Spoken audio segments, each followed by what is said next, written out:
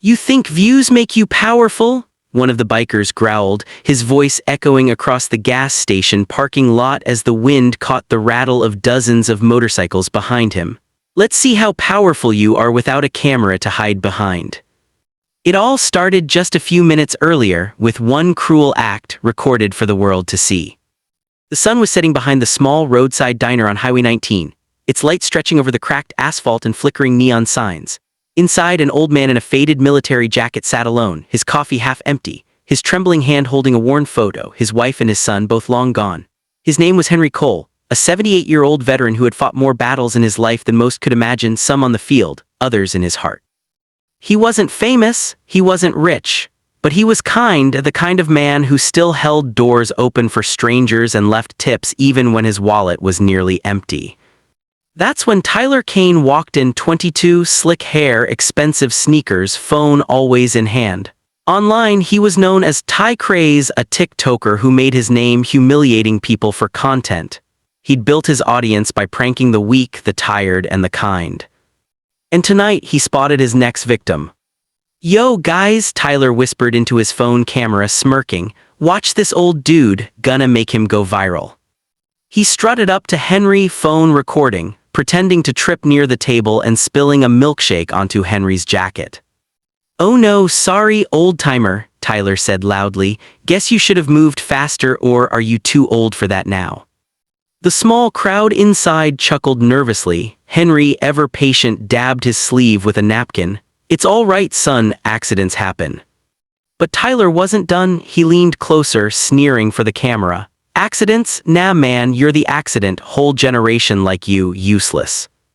Then, the moment that changed everything, he slapped the old man's cap off his head. The phone captured it all, Henry's shocked face, the sound of the diner gasping, the cruel laughter that followed. But what Tyler didn't realize was who else was in that diner. In the corner booth sat 4 leather-clad bikers, members of a veteran motorcycle group called the Iron Souls. They had ridden hundreds of miles that day, stopping only for gas and a meal. And one of them, a tall, broad man named Reed Dalton, had once served beside Henry in Vietnam. When the hat hit the ground, the diner went silent. Tyler kept laughing, glancing back at his phone to check the comments. "That's content, baby." But then he heard the sound, the slow scrape of chairs against the floor, the creak of boots. He looked up and froze. Reed and his crew were standing now, silent, towering, their vests marked with the same insignia Henry once wore on his sleeve, the Iron Souls Veterans MC. "Hey kid," Reed said, his voice calm but heavy, "you think that's funny?" Tyler's grin faltered. "It's just a video, man, relax, he's fine." "Fine," another biker cut in, his jaw tight. "That man saved lives while you were busy chasing likes." The old veteran Henry whispered, "It's okay, fellas, let it go." But they didn't. Reed knelt, picked up Henry's hat, dusted it off gently, and placed it back on his head. "Sir," he said, "you don't let something like that slide, not today."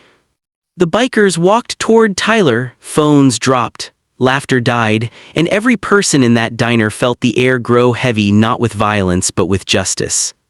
They didn't touch him, they didn't need to. Instead, they did something far worse, something Tyler would never forget. Reed grabbed Tyler's phone from the counter, replayed the video in front of him, and turned it toward the crowd. "This your idea of fame, son, making the broken bleed so you can trend?" Tyler stammered, "It's just a joke." "Then let's make our joke," Reed said.